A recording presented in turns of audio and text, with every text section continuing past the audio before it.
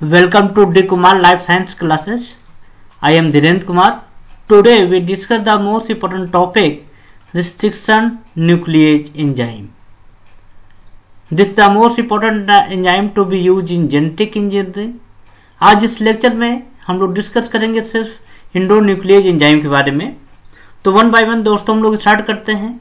इस चैनल को यदि आप सब्सक्राइब ना किए हों तो आप तुरंत सब्सक्राइब करें, क्योंकि बहुत से वीडियो आपके सब्जेक्ट के लिए हम अवेलेबल आपके लिए हम करा रहे हैं, तो आप इसको श्योर सब्सक्राइब करें।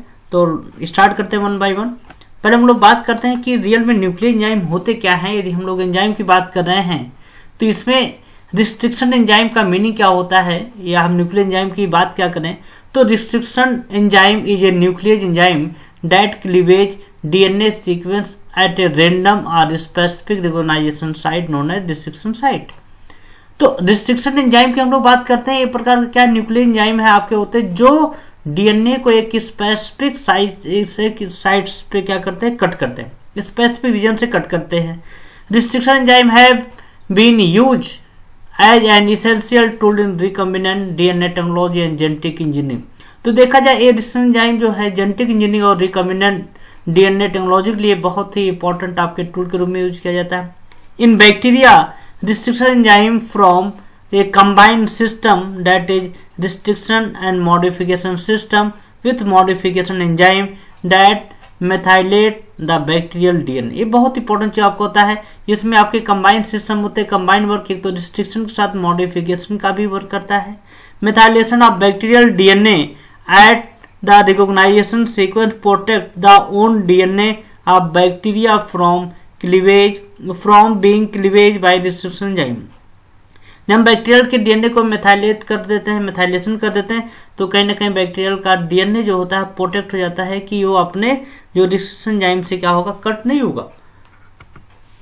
तो हम लोग यदि देखें तो सबसे पहला जो एंजाइम जो डिस्कवर किया गया था, the first restriction endonuclease enzyme was isolated by Smith and Kelly in 1968 to 70 was restriction endonuclease enzyme Hind three. तो हिंड3 सबसे पहला एंजाइम जो डिस्कवर किया था, इंडोन्यूक्लियेज एंजाइम सबसे पहले आइसोलेट किया गया था। Restriction enzyme have been used as an essential to recombinant DNA technology. जैसे भी हम लोगों ने बात किया तो ये बहुत इंपॉर्टेंट आपके एंजाइम के रूप में हम लोग आइडेंटिफाई करते हैं, यूज करते हैं जेनेटिक इंजीनियरिंग में। There are two different type of restriction enzyme. पहला हम लोग बात करते हैं एक्सोन्यूक्लियेज, सेकंड आपका क्या होता है इंडोन्यूक्लियेज। एक्सोन्यूक्लियेज की बात करते हैं catalyse hydrolyse of terminal nucleotide from the end of DNA or RNA molecule either 5' or to 3' direction or 3 to 5' direction। Example endonuclease 1 and endonuclease 2। तो इसमें देखा जाए दोस्तों एक्सोन्यूक्लियेज की बात करते हैं कि जो डबल स्टैंडर्ड डीएनए मॉलिक्यूल को टर्मिनल पॉइंट पे क्या करता है, एंड करता है 5 to 3' या 3 to 5' डायरेक्शन में, उसी बोलते हैं एक्सोन्यूक्लियेज। इसमें ध्यान दीजिएगा टर्मिनल न्यूक्लियोटाइड को कट करता है, इंपॉर्टेंट होता है एंड पे। लेकिन इंडोन्यूक्लियेज जो होता है ये with in DNA RNA molecule को क्या करता है, कट करता है, इंटरनल रीजन से कट करता है। It recognise specific base sequence within DNA RNA molecule and cleavage internal phosphodiester bond within a DNA molecule. अब बात कर रहे हैं यदि डीएनए को हम इंटरनल रीजन से हम लोग कट कर रहे हैं तो उसको हम लोग क्या बोलते हैं, इंडोन्यूक्लियेज। माने इन बिटवीन से कट करना, मतलब इंड से, माने इंड से ना कट करके बिटवीन में कट करना, इंटरनल पॉइंट से कट करना। उसी की जैसे आपके इको R1 हो गया, हिंड हो गया, बाम H1 हो गया, तो बहुत से एंजाइम आपके यूज होते हैं। तो पहले हम लोग बात करेंगे दोस्तों इंडोन्यूक्लियेज एंजाइम। अभी नेक्स्ट वीडियो आपको लिए हम प्रोवाइड करेंगे रिस्ट्रिक्शन एक्सोन्यूक्लियेज एंजाइम के बारे में। पहले हम लोग बात करेंगे रिस्ट्रिक्शन इंडोन्यूक्लियेज एंजाइम। अब इसमें इंपॉर्टेंट होता है, देखा जाए अभी तक near by more than 35,000 restriction enzyme discover किए गए हैं। तो उनका नाम रखना थोड़ा डिफिकल्ट है, तो इसलिए एक सिस्टम बनाया गया in 1970। Many restriction enzyme have been identify, each enzyme is named after the bacterial from which it was isolated. 1970 के बाद जो है एक आपको सिस्टम बना दिया गया कि जो सोर्स से आइसोलेट किया जा रहा है एंजाइम, उसी कारण क्या किया जाएगा, उसका नाम रखा जाएगा। जैसे हमने दो एग्जांपल दिया है दोस्तों। पहले हम लोग एग्जांपल की बात कर रहे हैं, जैसे eco R1 enzyme. Eco R1 की बात करें तो इसमें देखा जाए इको R1, ई का मतलब होता है इस्टेटिया, मतलब उसका जीनस। सीओ जो होगा, हाँ एक चीज ध्यान रहेगा, जो फर्स्ट वर्ड रहेगा हमेशा क्या रहेगा, कैपिटल लेटर में रहेगा, पहला हमेशा करना। और सीओ जो रिप्रेजेंट करता है, जो स्मॉल लेटर में होता है, उसको बोलते हैं कोलाई। ये क्या होता है, स्पेसिफिक स्पीसीज ये बताएगा। आर जो है डेट इज नोन एज, ये स्ट्रेन नेम आपका है, आर स्ट्रेन नेम। और 1 जो है फर्स्ट आइडेंटिफाई, माने ऑर्डर ऑफ आइडेंटिफिकेशन बैक्टीरिया, मतलब क्या है, ये फर्स्ट आइडेंटिफाई है, ये आपका बहुत इंपॉर्टेंट चीज आपका होता है। इसी प्रकार से हमने दूसरा एंजाइम का नाम लिया हिंड थर्ड। हिंड थर्ड की बात करते हैं, देखा जाए एच यहाँ पे कैपिटल है, देखा जाए पहला जो first letter of genus name is Haemophilus, ये आपका क्या है, आपका स्पीसीज का मतलब आपका क्या है, जीनस का नाम है। और IN जो आपका है वो आपका 2 लेटर जो है वो इन्फ्लुएंजा, मतलब क्या है, ये जो एंजाइम आइसोलेट किया गया है हिमोफिलस इन्फ्लुएंजा से। डी क्या बताता है, स्ट्रेन का नाम। और 3 का मतलब होता है third enzyme discover in the माने ऑर्गेनिज्म, माने इस ऑर्गेनिज्म का जो है ये थर्ड आपका क्या है एंजाइम है, ये आपका डिस्कवर किया गया। तो ये देखा जाए दोस्तों, ये बहुत इंपॉर्टेंट चीज होता है कि how to write the name of the restriction nucleus, this is the most important. अब classification class of restriction enzyme की बात करते हैं, तो there are various class of restriction enzyme. अब इंपॉर्टेंट होता है, डिफरेंट क्लास होते हैं, किस बेस पे क्लासिफाई किया जाता है, तो बोला जाता है type of sequence recognisation, nature of the cut made in DNA and enzyme structure. ये इंपॉर्टेंट चीज होता है कि हम कोई भी एंजाइम जो हम लोग यूज करते हैं वो उसका मीनिंग क्या है, वो क्यों हम लोग क्लासिफाई करते हैं। तो सबसे पहला क्लासिफिकेशन होता है उसका सीक्वेंस रिकॉग्नाइजेशन, दूसरा होता है कि उसका नेचर, माने DNA को कट कहां से करेगा, और तीसरा जो होता है उसका एंजाइम स्ट्रक्चर। तो इस बेस पे क्या गया है, देयर आर डिफरेंट टाइप। पहले हम लोग बात करते हैं टाइप 1। अब टाइप 1 देखा जाए बहुत इंपॉर्टेंट होता है, दीज एंजाइम है both restriction and modification activity, मतलब क्या है, जो टाइप 1 एंजाइम होता है उसके अंदर क्या है, ड्यूल एक्टिविटी जो होता है, पहला होता है रिस्ट्रिक्शन, सेकंड होता है मॉडिफिकेशन। तो restriction depend upon methylation status of the target DNA। ये इंपॉर्टेंट होता है कि जो एंजाइम है उसके अंदर क्या है, रिस्ट्रिक्शन का मॉडिफिकेशन होगा। क्लीवेज अगर approx 1000 base pair away from the recognisation site. अब ये इंपॉर्टेंट होता है दोस्तों, अब इसको पॉइंट को ध्यान दीजिएगा, जो टाइप 1 न्यूक्लियर एंजाइम होगा वो DNA को कट करेगा आपके कहा, जो रिकॉग्नाइजेशन साइट से, जहां पे रिकॉग्नाइज करता है वहां पे 1000 बेस पेयर अवे, मतलब 1000 बेस पेयर के अवे क्या करेगा, वो DNA को वहां से कट करेगा। ये आपका लाइन बहुत इंपॉर्टेंट आपका है।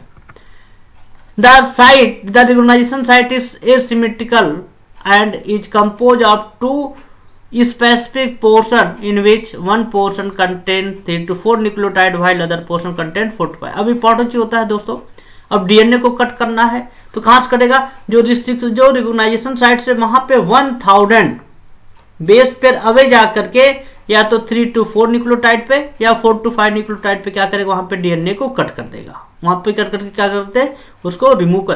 तो ये बहुत इंपॉर्टेंट होता है। तो इसका मतलब क्या है, यहाँ पे एसिमेट्रिकल आपका होगा, मतलब क्या है आपका 3 to 4 न्यूक्लियोटाइड या आपके अनदर पोर्शन 4 to 5 न्यूक्लियोटाइड पे क्या करेगा, कट करके उसको रिमूव कर देगा। अब इसकी कट करने के लिए क्या रिक्वायर होगा, they require yes adenosine L methionine, AdoMet जिसको हम लोग बोलते हैं, AdoMet, ATP and magnesium ion for activity. अब इसकी एक्टिविटी के लिए एडोमेट की रिक्वायरमेंट होती है, ATP and magnesium ion require for their activities. These enzymes are composed of mainly 3 subunit। ये इंपॉर्टेंट चीज होता है, these enzymes consist of 3 main subunit, a specific subunit that determine the DNA recognition, restriction subunit and modification. तो ये important होता है, जो type 1 में होते हैं 3 सब यूनिट होते हैं, जिसका मेन क्या होता है, डिफरेंट क्या होते हैं आपके वर्क होते हैं। जैसे हम बात करते हैं टाइप 1 की बात करते हैं, जैसे HSDR, HSDM एंड HSDS। अब HSDR का मतलब क्या होता है, HSDR is recognised for restriction digestion, मतलब क्या है, they are involve in restriction digestion. HSDM is necessary for adding methyl group to host DNA, मतलब क्या है कि ये क्या करता है, होस्ट DNA में मेथिल ग्रुप को ऐड करता है। थर्ड क्या होता है, HSDS is important for specificity, मतलब क्या है, ये स्पेसिटी के लिए होता है कि आपका इसी पॉइंट से क्या करेगा, DNA को कट करेगा। ये बहुत इंपॉर्टेंट चीज होता है site in addition to both restriction digestion and modification activity. मतलब HST मतलब स्पेसिफिसिटी के साथ साथ क्या होगा, रिकॉग्नाइजेशन का काम करेगा, रिस्ट्रिक्शन डाइजेशन का भी और मॉडिफिकेशन का भी काम करेगा। तो ये बहुत इंपॉर्टेंट चीज आपका होता है टाइप 1। टाइप 2 की बात करते हैं, cleavage of nucleotide sequence occur at the recognisation site. ये बहुत इंपॉर्टेंट होता है। ये आपका एक स्पेसिफिक पार्टिकुलर पॉइंट पे क्या करता है, डीएनए को कट करता है, रिकॉग्नाइज करता है। ये बहुत इंपॉर्टेंट होता है। These enzyme are use to recognise rotationally symmetrical sequence which is known as palindromic sequence. ये इंपॉर्टेंट होता है। यहाँ पे जो टाइप 2 जो होता है, जो इसकी कटिंग जो होती है वो क्या होता है, रिकॉग्नाइजेशन करता है, पैलिंड्रोमिक सीक्वेंस होता है। दीज पैलिंड्रोमिक बाइंडिंग साइट में आइदर बी इंटरप्चर और कॉन्टिन्यूअस। अब इसमें एग्जाम्पल इंटरप्चर की बात करते हैं, जैसे एग्जाम्पल की बात करें BSTE second recognise the sequence 52 GGTNACC। अब यहाँ से क्या करेगा, रिकॉग्नाइज करेगा, ठीक है, N टर्मिनल से, यहाँ से N कैन बी न्यूक्लियोटाइड कुछ भी। और कॉन्टिन्यूअस की बात करते हैं KPN1 रिकॉग्नाइज द सीक्वेंस आपका GGTACC3'। मतलब ये क्या करेगा, रिकॉग्नाइज आपको कट करके उसको कट करेगा। ये बहुत इंपॉर्टेंट चीज आपका होता है। अब इसकी कॉम्प्लीमेंट्री देखें तो वहां पे क्या होगा, आपका पैलिंड्रोमिक सीक्वेंस ही आएगा। इसकी कॉम्प्लीमेंट्री बात करें CCATGG मतलब क्या है, ये देखा ये दोनों आपके क्या हो जाएंगे, आपके पैलिंड्रोमिक सीक्वेंस हो जाएंगे। 5 प्राइम पे भी देखा जाए GGT आएगा, यहाँ पे भी देखेंगे 5 प्राइम पे इसकी कॉम्प्लीमेंट्री जो होगा यहाँ पे GGT आएगा। अब इसके रिक्वायरमेंट, इसकी एक्टिविटी के लिए magnesium ion as a cofactor होता है और इसमें एटीपी हम लोग यूज नहीं करते। ध्यान दीजिएगा दोस्तों, टाइप 1 में क्या था, ATP AdoMet magnesium ion use होता है, लेकिन टाइप 2 में क्या था, only magnesium ion as a cofactor and ATP not need for their activities. यहाँ पे हम उसको यूज नहीं करते। Type 2 endonuclease are widely use for mapping and reconstruction DNA in vitro because they recognise specific site and cleavage just at these site. इसको हम लोग use करते हैं मैपिंग के लिए और रिकंस्ट्रक्शन ऑफ डीएनए के लिए होते हैं लेबोरेटरी में। क्यों, क्योंकि इसका जो रिकॉग्नाइजेशन साइट जो होता है स्पेसिफिक होता है, क्लीवेज भी क्या होता है आपका स्पेसिफिक होता है। तो इसके लिए क्या है, बहुत इंपॉर्टेंट चीज आपका होता है। There are various type of type 2 enzyme. अब टाइप 2 एंजाइम डिफरेंट टाइप के होते हैं, उनके मोड ऑफ एक्शन कारण होते हैं, जैसे type 2B, type 2E, type 2G and type 2L। बहुत से होते हैं लेकिन हमने इसमें 4 के बारे में डिस्कस किया है। टाइप 2B इसमें जो आपको होता है रिकॉग्नाइजेशन एंजाइम जो होते हैं ये मल्टीमर होते हैं, कंटेन मोर देन 1 सब यूनिट। ये इंपॉर्टेंट होता है, देखिएगा। तो इसका मीनिंग क्या है, इसका जो कटिंग साइड भी होगा क्या होगा, एक स्पेसिफिक और बोथ साइड पे क्या करेगा, एंड करेगा। इसके लिए क्या होगा, एडोमेट और मैग्नीशियम आयन क्या होगा, रिक्वायर्ड होगा। इसमें टाइप 2B में, इसमें दोस्तों ध्यान दीजिएगा, टाइप 2B कैसा होता है, मल्टीमर होता है दोस्तों। ये इंपॉर्टेंट होता है, कंटेन मोर देन 1 सब यूनिट। मल्टीमर का मतलब होता है दे हैविंग मोर देन 1 सब यूनिट। जैसे एग्जांपल BCG1 या BPL1, ये जो होते हैं एंजाइम होते जो टाइप 2 में आते हैं, they require AdoMet and magnesium ion, इसके इंपॉर्टेंट होता है। टाइप 2 की बात करते हैं डिस्टेंट एंजाइम, जैसे NE1 cleavage DNA following interaction with 2 copy of their recognisation sequence. मतलब जो भी आपका इंटरेक्शन होगा, जो भी फॉलोइंग इंटरेक्शन होगा, उसके साथ क्या करेगा, बाइंड करके उसको कट करेगा।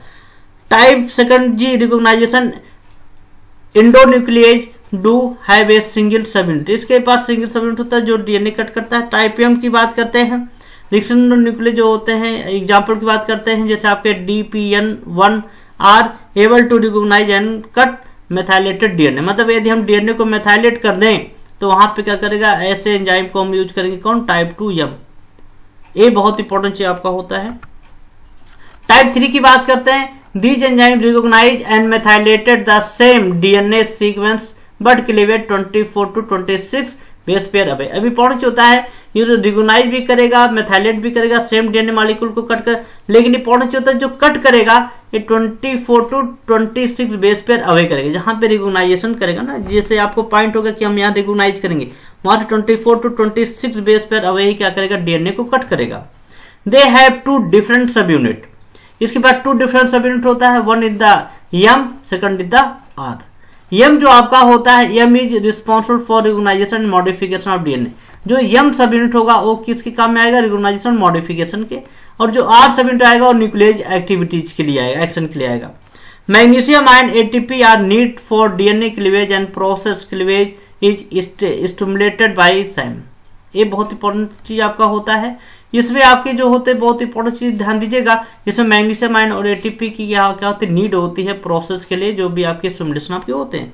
Cleavage only one strand, two recognition site in opposite orientation are necessary to break the DNA duplex. अब इसमें एक इंपॉर्टेंट चीज होता है, जो भी आपका क्लीवेज होगा, जो भी डैमेजिंग आपका होगा, ये वन स्ट्रैंड को करेगा ओनली।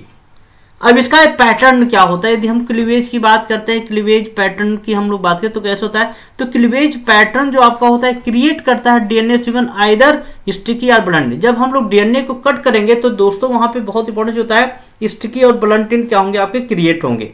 ठीक, तो कैसे क्रिएट होते हैं हम उसको हम यहाँ पे पॉइंट आउट करें। जैसे आपको देखा जाए एंजाइम के नेम हो गए, सोर्स हो गए, रिकॉग्नाइजेशन साइट और उसका नेचर क्या होगा। अब देखा जाए इको आर1 जो है एचेरिचिया कोलाई से आइसोलेट किया गया है। अब इसको जो रिकॉग्नाइजेशन साइट होगा 5 प्राइम पे होगा GAATTC। अब इसमें देखा जाए दोस्तों, जब हम इको आर1 कट करेंगे तो क्या करेगा 5 प्राइम पे जो GAATTC इसी सीक्वेंस रिकॉग्नाइज करेगा और G और A 5 प्राइम के GA से क्या करेगा, इसको कट करके रिमूव कर देगा। देखिए यहाँ पे ऐसे कट किया तो देखा जाए A आपका अलग हो गया, A आपका अलग हो गया, तो यहाँ पे देखा दे फॉर्म स्टिकी एंड, इस पूरा से हिंड थर्ड हो गया। AAGCTT हीमोफिलस इन्फ्लुएंजा से आइसोलेट किया गया था। ये देखा जाए 5 प्राइम पे जहां पे AA था वहां पे क्या किया, उसको डीएनए कट करके स्टिकी एंड बना दिया गया। बाम H1 बैसिलस की हम बात कर रहे हैं, तो यहाँ पे GGATTC ये इंपॉर्टेंट होता है, तो देखा जाए GG के बीच में कट कर दिया। मतलब यदि हम ये एंजाइम यूज करेंगे तो डीएनए को जहां जहां पे ये होगा वहां से कट कर देगा, तो यहाँ पे क्या जाएगा स्टिकी एंड बन जाएगा। बाल1 की बात करते हैं तो देखा जाए TGGCCA। अब यहाँ पे देखा जाए ये जो आपका सीक्वेंस है, यहाँ पे देखा जाए इसको क्या करेगा इन बिटवीन से कट कर देगा। इन बिटवीन से कट कर दिया तो क्या होगा, यहाँ पे ब्लंट एंड बन गया।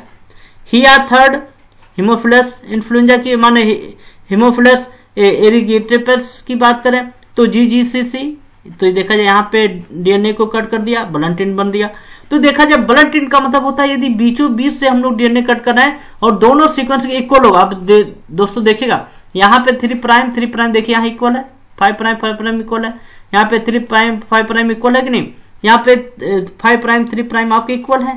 ठीक, तो ये एक बनाएगा क्या, यहाँ पे ब्लंट एंड बनाएगा। तो ये इंपॉर्टेंट चीज होता है ब्लंट एंड स्टिकी एंड के बारे में, ये बहुत इंपॉर्टेंट चीज आपका होता है। हम एप्लीकेशन की बात करें तो nuclear enzyme use in various activities. पहले हम लोग बात करते हैं they are use in process of insertion of gene into plasmid vector during gene cloning. जब हम लोग जीन क्लोनिंग या प्रोटीन एक्सप्रेशन की एक्सपेरिमेंट करते हैं तो वहां पे हम लोग क्या करते हैं, न्यूक्लिक एंजाइम का क्या करते हैं, यूज करते हैं। Restriction enzyme can be use to distinguish gene allele by specific recognition single base change in DNA known as single nucleotide polymorphism.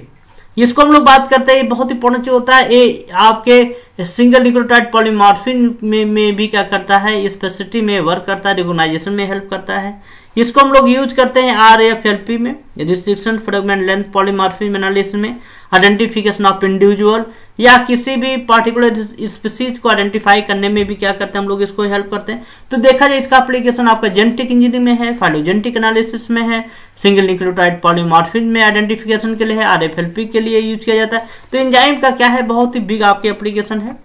Thank you, all the best. आपको जल्दी आपको लेवल के कराते हैं इंडोन्यूक्लियेज का सेकंड पार्ट जो आपका है